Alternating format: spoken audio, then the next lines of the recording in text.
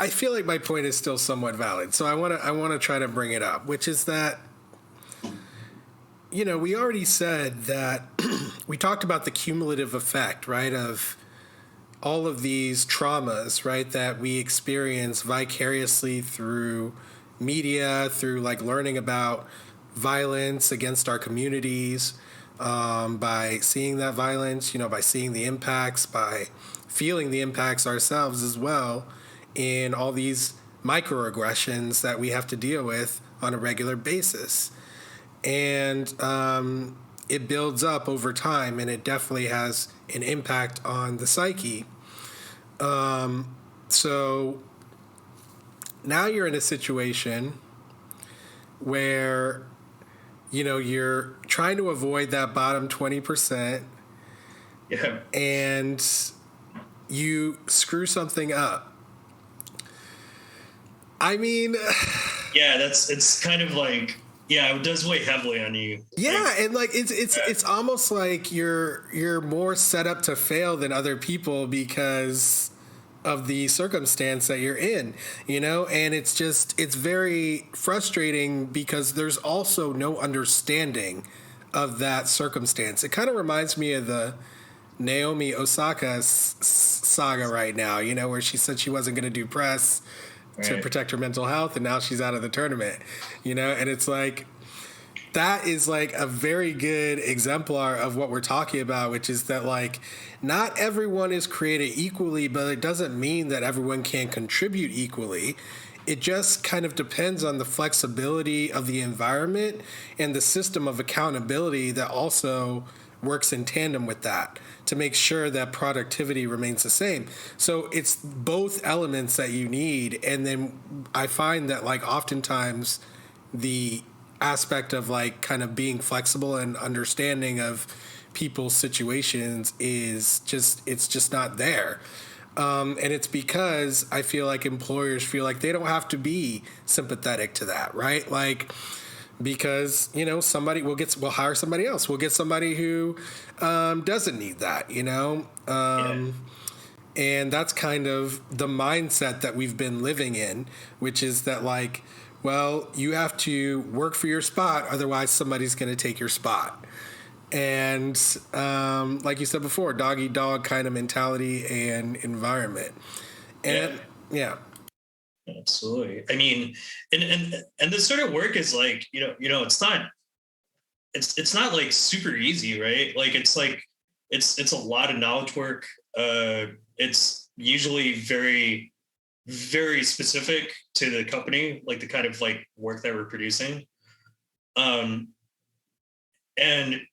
there's still like this whole thing where like, yeah, we're kind of replaceable at any time, right? At the same time. With an industry that's like, highly some degree individualized, we're still kind of seen as like these commodities to some degree, right? Yeah, that's why I think the athlete metaphor works, right? Because like that's how they're viewed as well, right? You're a commodity.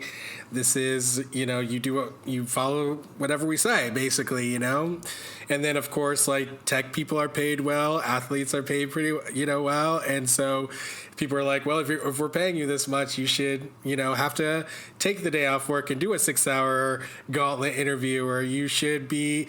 You should just try to fit in with the culture and don't make waves. We're paying you to like, do the job the way that we say, and blah, blah, blah, that kind of thing. Yeah, definitely. Oh yeah, definitely. So, it just goes to show, that people of color generally navigating workplaces, we have to deal with this extra layer of psychic pressure, I guess you could call it. And again, it's invisible to anyone who doesn't experience it. But if you are experiencing it, it's impossible to ignore. Like you have to do something about it. And so I think just people are totally ignorant of that. I think a lot of people are. Yeah. And I think that ignorance is also perpetuated because people, like myself, I know I felt this way before. I'm sure you have too, which is like you also don't want to reveal that you may be dealing with that because again, there's this culture of you look weak if you acknowledge that you have some kind of a mental strain or that you're under mental strain, you know? Yes. And so it's just your rock and hard place situation. Yeah, no, absolutely. I mean, like, I think a lot of companies they offer like mental health resources to some degree, but actually, like somewhat recently, past couple of weeks or so, there was this whole thing at Google with like what was her name, like Timnit Gebru. I don't know how to. I'm sure I'm butchering her name, but and there's some other folks too. I think one of the other folks, she wrote about her experiences with Google and trying to like engage with them about a problem, and they basically just like didn't they end up firing her? I think so. Yeah, they ended up firing her. Yeah, I think I know what you're talking about. I remember reading about this as well, and like she was actually hired to be a diversity and equity and inclusion person for Google, then she got so much pushback and with trying to do the work that they hired her to do, and then they eventually just got rid of her. Yeah, and I think like it's wild. I mean, it's like also like I think they were like it might have been her or it might have been like someone else, but like they were just like saying, oh, you got to take like these mental health things, whatever. But it's like, no. I'm telling you, the problem is like my boss. Like my boss is like saying all these like super like sexist things, whatever. And like they were like, oh, it sounds like you need a mental health break. And it's like, yeah. I've experienced, briefly a boss, who was very kind of inappropriate and domineering and unprofessional. And I was working with mostly almost exclusively female workers, and they had all just been cowed, into just like kind of going along with it, just taking this dude's abuse. And he tried that thing. He tried it on me, and they actually stopped me from confronting the boss.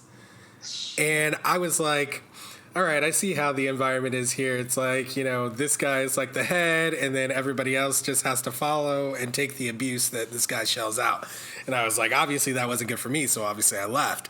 But it's just crazy, right? Because it's the small, like sometimes it just matters who it is, right? Sometimes it just really does matter who it is. And unfortunately, and we see this across many industries and in law enforcement and other arenas, education, where you can't really remove the bad people once they get high enough, right? Like the people who are not suited for their position, they stay there. And they just stay there like a cancer, just growing and spreading their tendrils and creating conflicts and problems. And I don't know, how is it in tech? Like, are people who are like that, are they able to be removed or? No, not easily. In some organizations, there's a common trope in a lot of tech companies, and that's a brilliant asshole. The brilliant asshole engineer kind of, and there's some like semi-famous like tech people that kind of fit that mold, right? I don't know if anyone knows of Linus Torvalds. He's like the guy who created Linux, for example.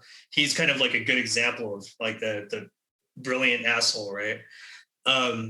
Sort of the idea is that it doesn't matter how much of an asshole you are. If you are like the most brilliant person in the room, then like they're going to do everything they can to keep you.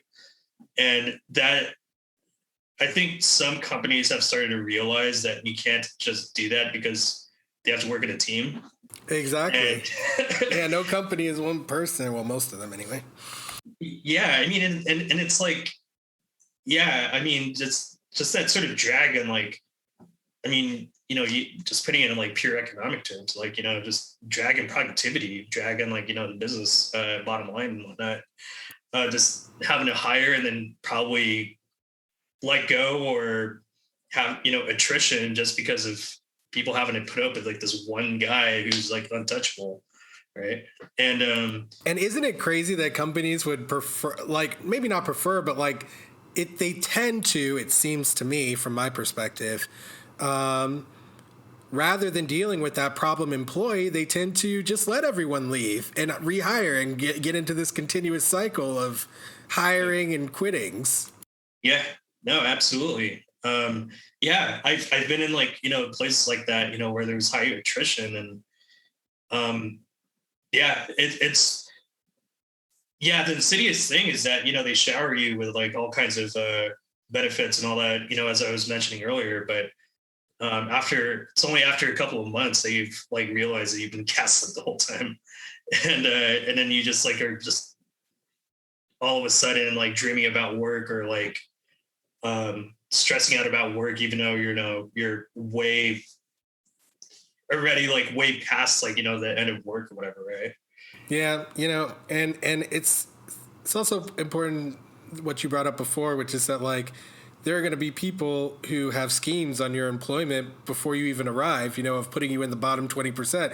I mean, I can imagine that so many minority new hires probably knew nothing about that, right? Like, and how much would it change, just that one piece of knowledge change people's perspective and mindset entering into that job?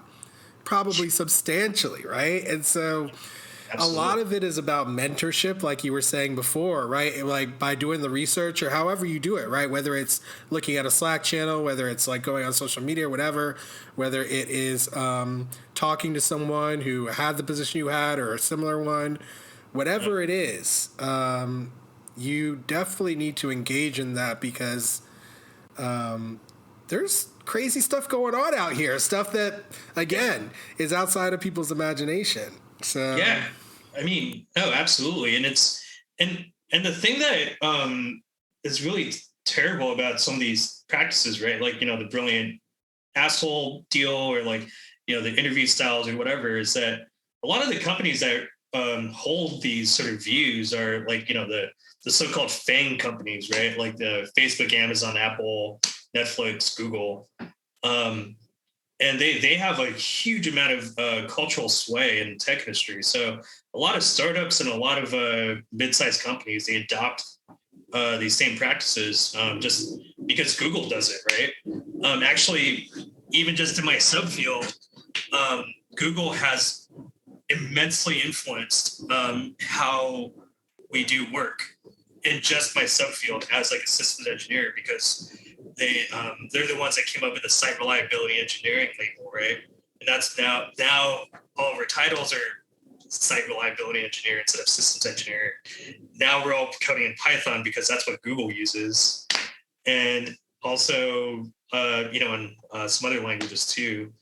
And now we all have to like have cursory knowledge of the what they're calling the SRE handbook, right? And there's like this soft power projection that these companies have that kind of not only just technically but also in terms of process, who we hire, how we hire. It's wild. I mean, it's wild how pervasive it is.